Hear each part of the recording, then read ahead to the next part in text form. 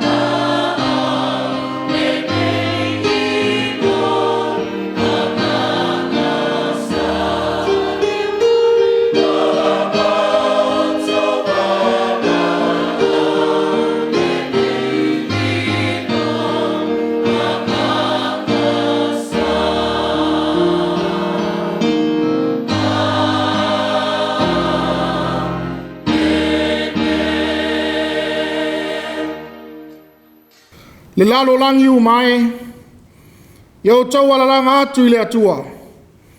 Yo tau pepesi atu i lona suafa mamalu. Ia mamalu ia te o tau lona viinga. Tātou tatalo. O lawa fio le atua mamalu, e sili ese whawawau lava lo alofa. Lo alofa o moli mawina i le aso ma le aso, le ala lea e ala ngata tau ai le viinga, le wha manua le wha whetai la o fio, e peo na langina le whai salamo. E nau ta inga lea lo mātou nei tāpua inga whaia nei, au se tāpua inga lea o noa ma le anganga pa ia, e lea atoa ma le lei. Le ale mātou te wala ua tuai anganga pa iai, ia tau tolo ina pea i mātou, e ala le nei sauninga pa ia. Ia mātou whaia le anganga, le atoa ma le whamaoni, ai maualunga i lava le vi inga o lao fio. Ono Yesu Keriso mātou one wala watu ai nei. Amene. O le vi inga o le atua, o le pese se lau wha se fulu ma le wha. Se lau wha se fulu ma le wha, le vi inga o le atua.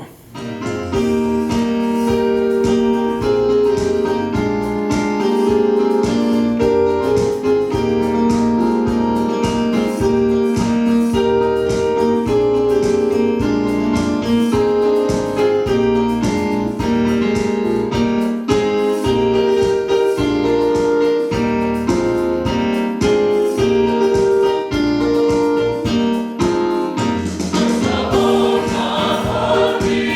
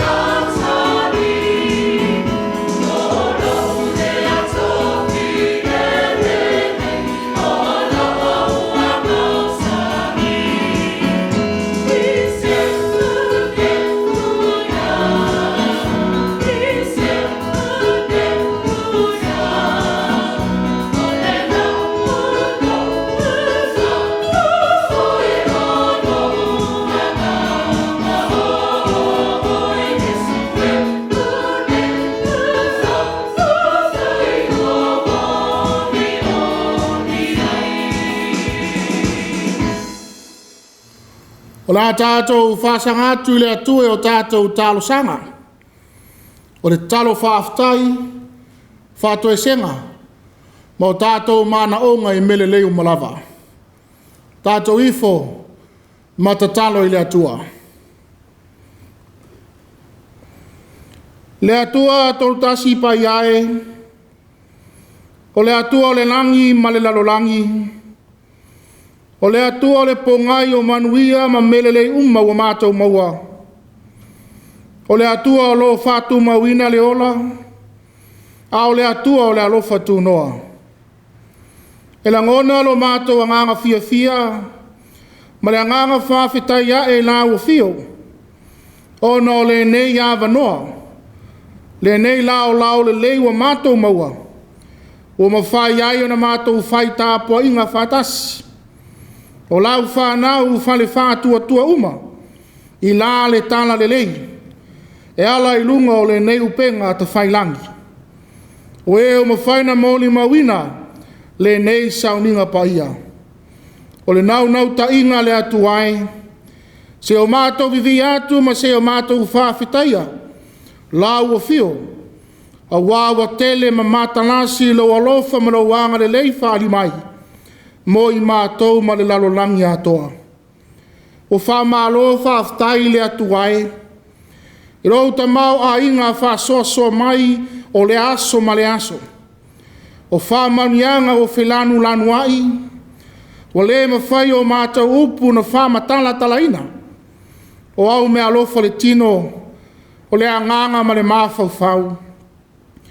I uia me alofa I tele, we anga le lei mai ai mo I mātou. Peitai, o le ngatai I nā lo alofa mo le tangata, na whaia I lo lava whātusa pa ia, au e whailo mai foi ala I lo mana wha malolo. Li ua le tino mai a vea ma tino malolo ina ma le malosi. Ao le una ina o mātou tangata, e whātau nu ina o mātou tiu te mato whinga, ua wala au ina I o mātou. Mātou te vi ia ma whamanu ina lo suafa ma malu le atu ai. O ai le tau whailo le tele o whaingata. O whawhita uli, o whalave tutupu lo mātou whenga iai. Ma lape la pea I lo mātou wholaunga. E le ngata I malanga o le maliuma le oti, o whalave tutupu whafua sei, a o whapena ina foi o whamai, o leva o na whau ngase ina maa fia ai le larolangi. Ai o whawhitai whamalo le atua, I lo nganga le lei ma lo lawe ai mai. Whawhitai foi, ina o whatau no ina I le manuia nisi o wha moe ngare lei, sa whenga iai ma lau whanau. Ina I maa sina wa tuana yatu. A wana le se noa la wa fio, e le tau nuu le manuia I lava singa le uma, sa whengai mai mātou, ma aulia mai ai foi, le olua I aso sao le nei maa sina o me. Le ali ie, whaftai o a fionga pa ia, o mātou wha longo iai, o le upu e whamanatu mai ai pēr tala o le ola, tala o le manu malo, ma tala o lo alofa tu noa. Whaftai lo anganga pa ia, o lotu musuina mai pea, ma wha loto tele nai mātou I teimi tau wha vai ai, lo mātou whātua tua, ma lo mātou ola sa ili atu I la ua fio, ma o manuia e whawawau. Whaftai le anganga pa ia o lo tautolo ina I mātou I teimi whaingata. Fisoa soani mai mo I mātou, e te atu le fili mana whao sosonga, ma tūlanga I whano ai lo mātou ola. O le siri le mātou whaftai, o no lo alo pele tō tasi o Jesu Keriso, o whaalia mai ai lo alofa, ia I mātou male lalolangi, na ia le whano se tasi e whātua ia te ia, a ia maua I mātou le ola e whawawau. Ia tu mau I la o fio lo lava viinga, o lo mamalu atoa, ne o le whawau lava. Le atua alo whae, o la o fio le atua whamangalo, o le atua e tu awa noa ina ia salamo, Ma sa ili atu le tangata ma le whātua tua moni.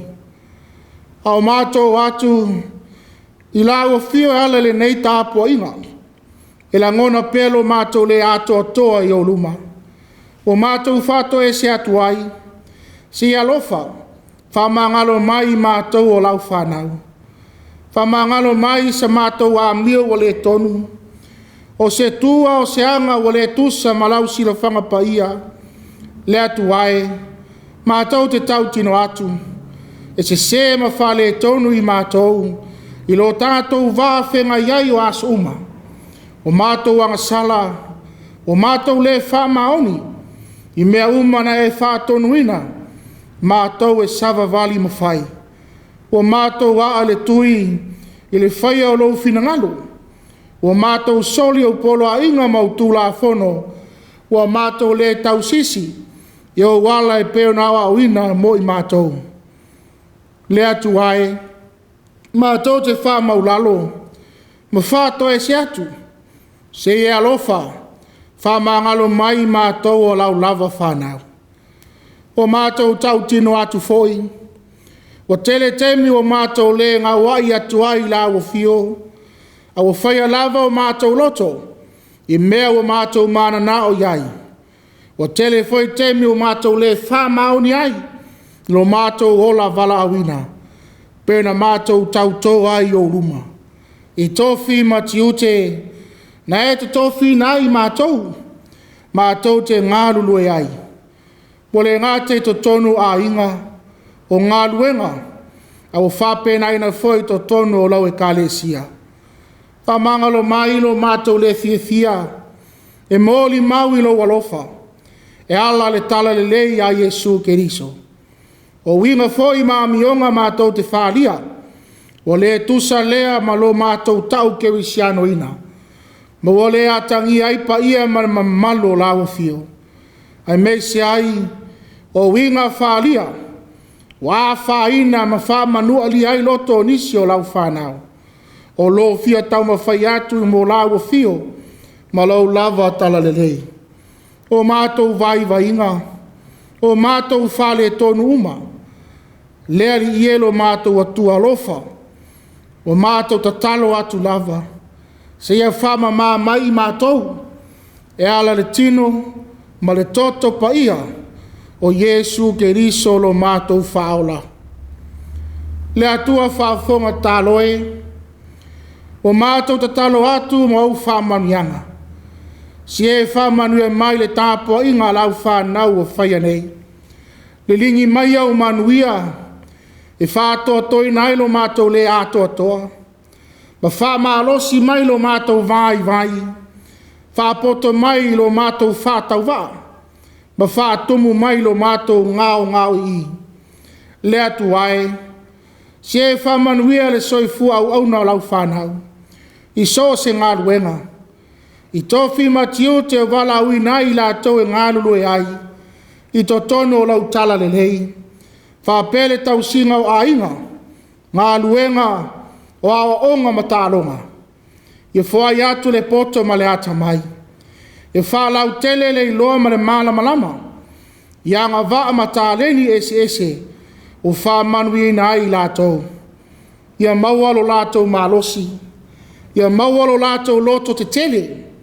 Ia maua le no nofo whialo whani. Ma le whialo whai o le tasi. Peau na e awa o mai. Le atu ai. Si alo whangia. Ma whamanuia nei o mātou Matua mātutua. Ta māmati nā wa pula la ngoto lo lātou soifua. Whapena o mātou whanau. Se o lava i pepe mea. Mātou te wala o atu. Wa mawhatianga le soifuanga nei. O lo tau aweina ma whenga i pēr mai lātou. Se e alofa. Ma iai au ao wha malo lo. Ma wa ao la veai. Mātou te tatalo. Se la veai mai mātou mai wha lave. E la mati ailo mātou ola. Ai meise o le iai Peau e le lalo langi o wha mai ese. Wha Peau matangi ma wha malo losi. O wha lave whale nā tua. Le atu ai. O nao lau o fio lava o le sulu whainga o lau whanau. O le olo malos, ma le malu a papa e malu ai o tangata i teimi whaingata. Whamanuia e lau E.K.A.S ke Elisiano, ma lau whanau whātua uma le lalo langi. O tai o le tala le lei, i so se whata o Faitau langa. Whamanuia ia sa moa si o Matua atunu, i sa sae masisifo, ma ana whainga malo. O na tai mo na tangata no uma, anga le lei mai le nei atunu o New Zealand, o mātou no nofo ma au mawai. Whapea foi atunu ma mau, o alala ma sa ili manui ai o mātou a inga, whapea le lalo langi atoa. Le lalo langi me vesi ma le whetau ai o malo, ia iai lo file mu. O olo pala ina o tangata, o no sai lingo le pule, te so soani le mana la vea i o la o fio. Mana tua i la tau, o lo tau tua ina le malo i a wala ese. I la tau le to ese, i a toe fuata ina se isi a matanga fo. O a inga whanua noa, o no malanga maliu maleoti, wha meise, ma wha mawhana whana i la o fio. Ie wha manuia le nei aso saa, ma le alu o lau tala le lei to tono so se fata Faitau langa. I wha o loa ina e au na fola. Wha pēr lau wha nau wha longo. I le mana o loa nganga. Na ia tā oso ai pēr le ola wha tua. Ma le ola tali tonu i lau o fio ma lau tala le lei. Pēr mātou wha longo fo i lau fina ngalo. Au mai le nei fo i aso sa. Au mai ai mātou le loto maulalo. Ma le loto matala, mātou te talia ai au awhionga. Na ia o mātou i loa na ola ai, i loa lofa whaalia mai. Ma mātou manui ai. O a mātou te talo ia, o mātou wala au whātasi atu ai. E ala ia Iesu ke riso, lo mātou ali, ma lo mātou whaola. Amene. O le Faitau ino Tusi paia, Tusi filia ma nei aso sā, ua maua lea ma le whenga tuai. Mika ilon matau po e whā, a matau po Faitauina ma le whaiupu mua, e whā ngata mai le whā. Whā whonga maia, i le a whionga paia alo tātou atua. A waso e ngata ai, e o ina whātu mauina ai le maunga, o iai le whale o le ri, i tumu o maunga. E wha mauarunga ina foi e ia siri i maunga iti. Ano ngā soro ane lea o nuu iai. E o mai lava nuu ese e tele. Ma lātou whape ane o mai ia. Tātou ae ia le maunga o le ri. O le whale foi o le atua o ia kopo. E ao mai ai o ia ia te i tātou i o na ala. O na tātou Sāvali i lea i o na ala. O ai alu atu le tūla fono mai siona. O le awhionga foi e le ri mai Yerusalema. E whamasino foi o ia inu e tele. E awai atu foi inu malolosi e mamau. Na lātou tui ai lea, ia lātou pelu. E whai mau mea sua tō sina. O lātou tau foi e whai ma polo te uvine. E le si atu foi le pelu le tasinu, i le tasinu, la tau te le toe a wao foi taua. Ai tai tasi ma nofo i lalo o lona vine, ma lalo o lona mati. E le ai foi se na te whama tau mai, a wao whapea, o na tūlei mai ai le siu fofonga o le ri, o au. Ia whamanuia te le mai le atua, ala tau whaafonga ma tātou whaalongolongo, i lana whionga paia, mai atu mau te pēa te elo na lava vi inga, nei māsoma lava i o le whaavau lava. Amene. O le pese, se lau mariva. Se lau mariva le pese, o le a tātou te pese atu ai nei.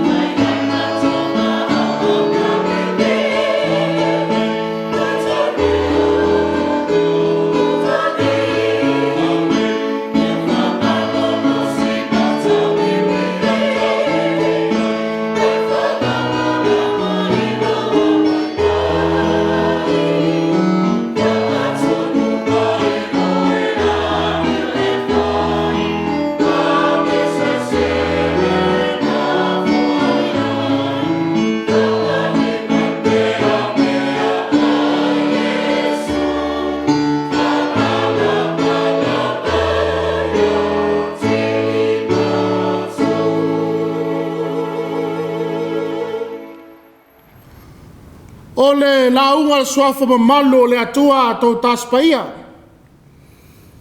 Le atua tamā, le alo, ma le anganga sā. Amene. Wa maua le matua o launga. E taitaina foi tātou le nei foi ulua i aso sā. O le nei māsina lona lima o me. Ma le tusi lea sa faitauina mai le whengenga tuai. Mika luna matau po e whā. Ao le vaenga le whaiupo e tolu ma le whaiupo e whā e whāpea. Na lātou tui ai lea i a lātou pelu. E whai mau mea ua sua tō sina.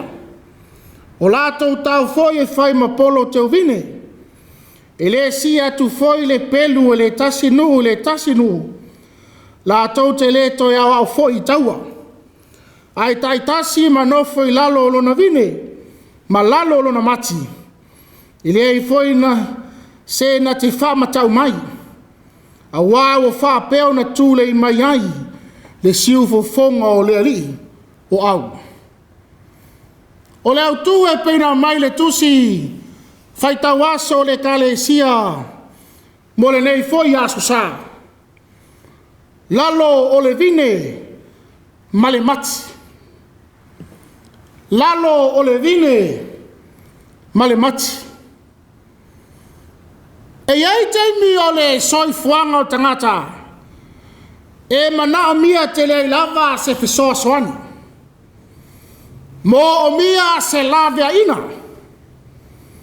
Le whenga iai pēa ma whainga tā.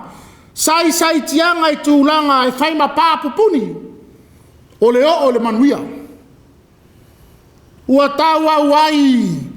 Ona o mai ai langona ma le manatu e whāpea. Po le ai lava se isi wha moe ola. Pei tai wa tātou mauti noa ma le whātua tua moni. E le tū la whaina lava e le atua lana whanau. Ai meise o lana whanau e sā ili. Ma wha moe atu ia te ia. Le atua e li ua tū langa whainga tā le whaingo fie. Le whanoa le fia. Le pori sā le malama le o ona le suamalie. Ao le sai tia ina. I le wha sā loto ina. O le alo na winga. O le alofa tūnoa mai o le atua e manuia i pēle tangata. Le tangata e tūsa lava pe a whai wa tau mau ese ma le atua. Ai tū awa noa pēle atua. Mo e sa iri atu ia te ia. Mai tali fōlinga whāpea fōi se nau ta inga. O lo la walunga mai le tusi Faitau. Au le Autū o le nei asa. Lalo le vine ma le mati. Le la au le vine ma le mati e tele i se sa e tū tonu. Mai whātu salia le ola manuia o tangata. Le fia ma le ori. Le vine ma le mati o whātu sa i le soifua maloloina. Ma le manuia o e wai a ao le atua. Le lofa tu no le atua e ala i manuia.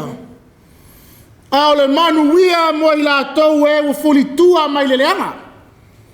Ma e whaia le ansala. Le atua o whawhātusa i le ata o le vine ma le mati. O le soifua manuia lea. Mo i la tolo ia i pēa le wha moe le atua. I la tau ia e maua ina le lavea ina. Ma le whaola ina mai le atua.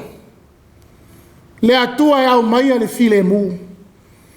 Au maia o wha manuianga le wha mangalonga. Le atua e malu ai mai whaingatā ma puapua ngā. Wa nao i lalo a ao le atua. E mau ai le file mu. Whialo whani.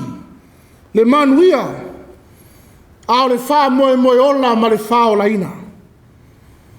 Le atua. E fina ngalo ina ia wha mautu ina le ola ma le manuia.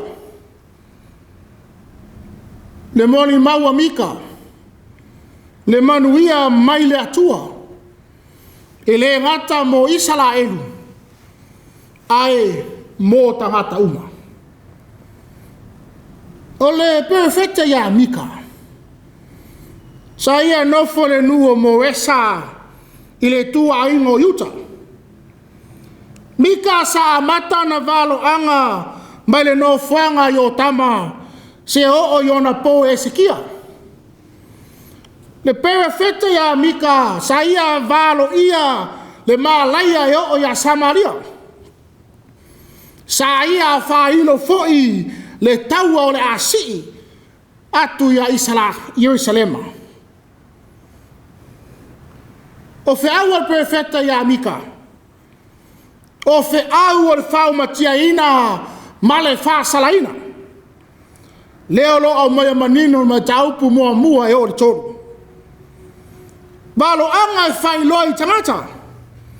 O le ao mai lava le toa sa o le atua. Ono lo lato wami o le anga. Le fe vai inga. Au le tau sisi le fe inga. Na o sia ma le atua. Le fea ngainga e fai le atua mo lato atua e tō tasi. Fai foi la tau manu o le atua. Le fea ngainga a tausi ai.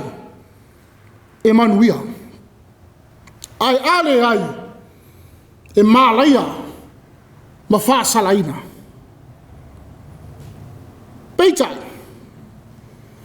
O le tusi Faitau o le nei tai au. Wa suia i upu ma le Feau tau longo ale perfecta ya Mika. Suia mai le fau matia ina le fau laina. Mai le nofo polonga ma le ave fatangata o tauaina. I le lavea ina ma le fa saulo toina. Mai le fe vai inga i le fialo fani. Mai le fe itanga i le nofo file mu. Mai le malaya. Ile manuia. O le ata manino. O le atua e tele vave mai lona alofa tunoa. Ai faa tele ngese leo mai o lona toasa. Le atua e matautia. E sili ese mai pule au lava o ia. Ai o le atua. E laua lunga i lona finangalo. Ina ia fatu mawina leola. Ma ia manuia le tangata. Le manuia mai le atua e awala ese mai mo lana whanau. O le manuia mai le atua. O le ala e le file mu. E saunia lava e le atua. Le fina ngalo le atua. O failo manino e Mika. E Peau upu wa vea ma Matua. Na lato tuiai leo lato pelu. E fai mau mea wa sua tosina. O lato tau foi e fai ma polo e teu vine. E le si atu foi le pelu le tasinu. Lato te le toi a foi taua. Ai tai tasi ma no foi lalo lona vine. Ma lalo lona mati. Ele ai foi se na te fama tau mai. A wao fa Peau na tūlei mai. Le siu fo fonga o le ali o au. O le ata vaaya lea o le fina ngalo o le atua. A o le fa mo se lumana i manuia mo Israelu. Ai o munu ese. Le lumana i ele toi ai ni taua. Manifese senga. Le ai se sai tia ma le fa polonga ina. E le toi faunga ina ai au penga o taua. Mo misa ma fe vai ingo nu. Fa pea ma malo. Le ai. Ai a. E faunga ina. E atia e ai le nofo file mu male fialo fani. Mausali ai le manuia. O le file mu ma le manuia. Ua maua. Ina ua tasi le wha moe moe i le atua. Whailoa le perfecta o Mika. O le siu fofonga o le atua e tūle i mai le maungo siona. Le fale o le atua. Le awhionga le ali ma Yerusalema. O le alo na winga. E toe whafo i sia Yerusalema i lona mamalu ma le matango fie. Au awo fetalai mai ai le atua. Le fina ngalo le atua e to tongo e mai to tono Israelu le moe moe fau. E fai foi Israelu ma maunga mawalunga. E manuia ma faolai na ai tangata uma. Le fina ngalo a le atua ma le manuia e a mata mai Israelu. Aya. Ai mo Israelu. E matua mana o mia lo lato fuli tua mua. Mai le leanga. Sala mo mai leanga sala. Te patau lai ma wha moe moe le atua. Tausi tu la fono. Whaia le ami o tonu. Ma fo i le atua na lato osi whiangainga. Aisea. A wā fo i le atua. Ma tausi le whiangainga. E manuia ma wha saolo toina i lato. A wawa na o le atua e ma whaio na lawe a ina. Ma whao la ina i lato. A wao le atua e siri siri ese. O le atua e ma tautia. Ma e pule au lava o ia. Ne pule au lea o le atua. E o ma iainu ese manuma mau. E wha masino e le atua. E awa wina ai i ala le tūla fono. Le atua la tau te ilo ai le manuia o le ao o mai. Le whiau manino lea le perfecta ia Mika. Ki le teimi le whaingo fie mo Israelu. E le ngata wasa sao whaafi le angasala.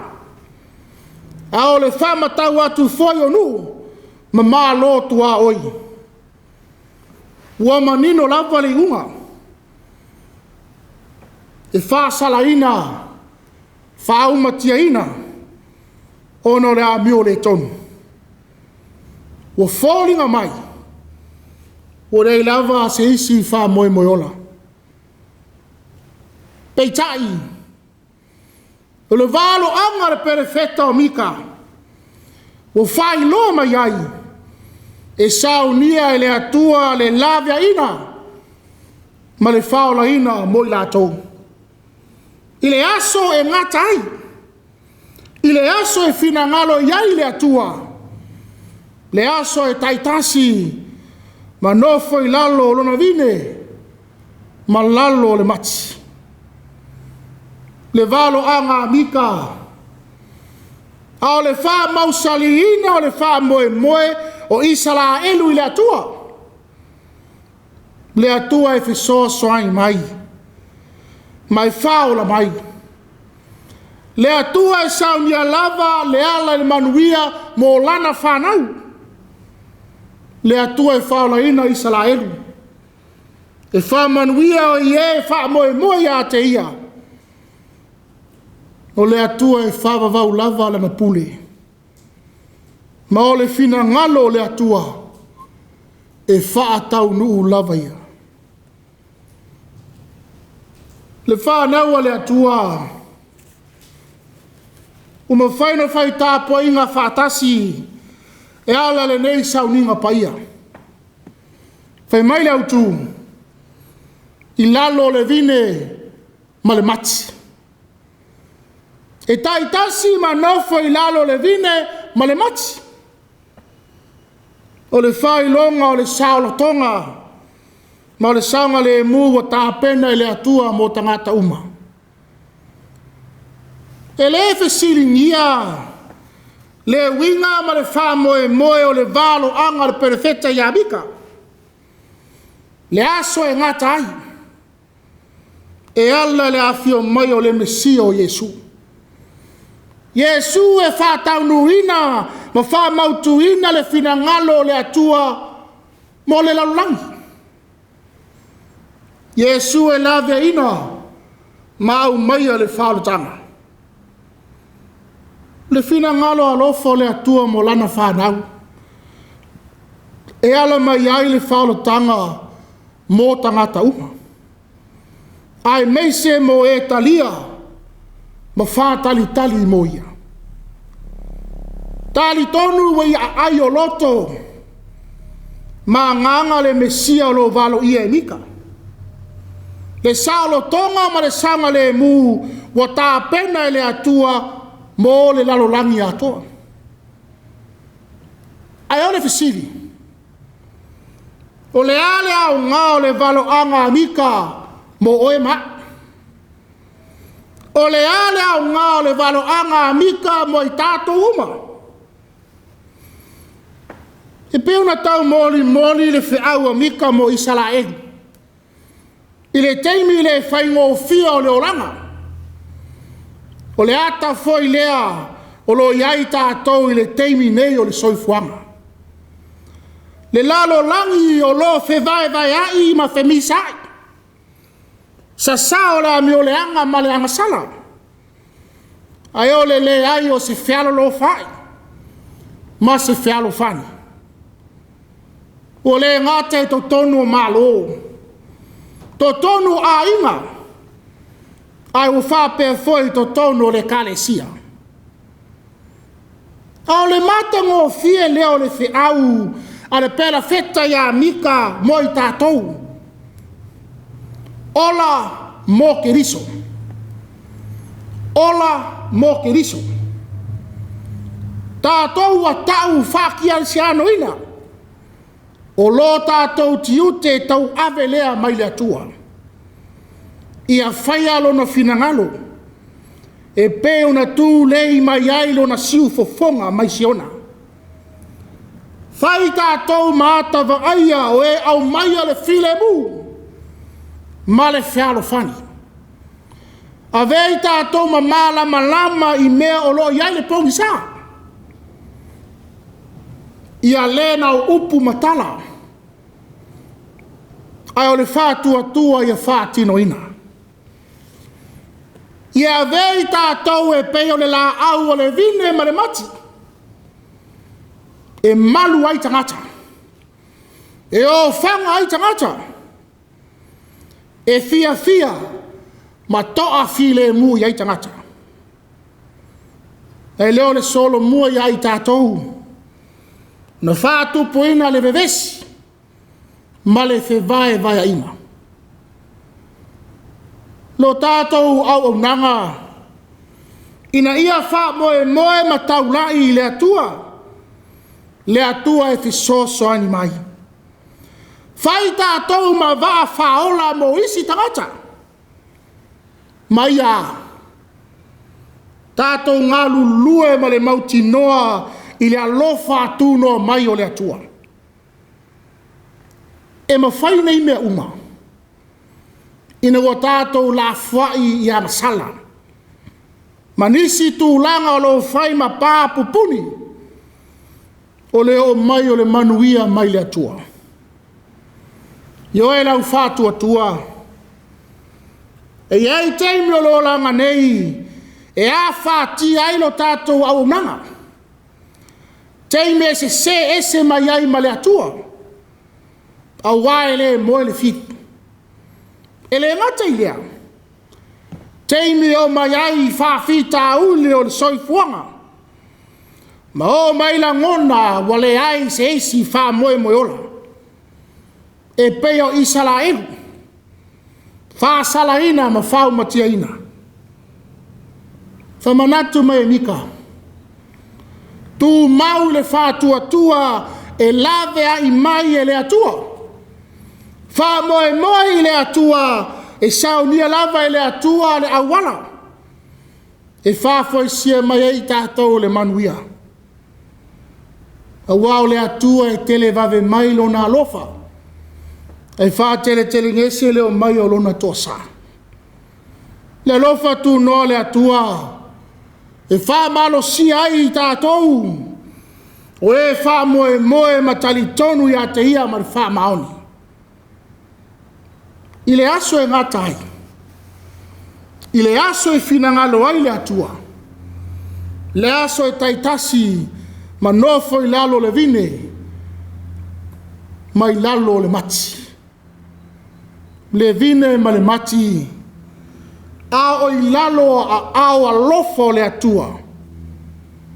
Le valo anga o le falo tanga lea. Na wha mausali ina e ala le maliu ma le toe tu manu malo mai o Yesu Keriso. Le ava noa tātou te sauwhanga ai. E ala le sakala me ta pai o le whamontunga. Au le wha mau whailonga ina lea. O lo tātou vala awina mai le atua. E whailo atu lona fina ngalo. Mo le lalo langi atoa. Whai mai le matua. Na lātou tui ai lea o lātou pelu.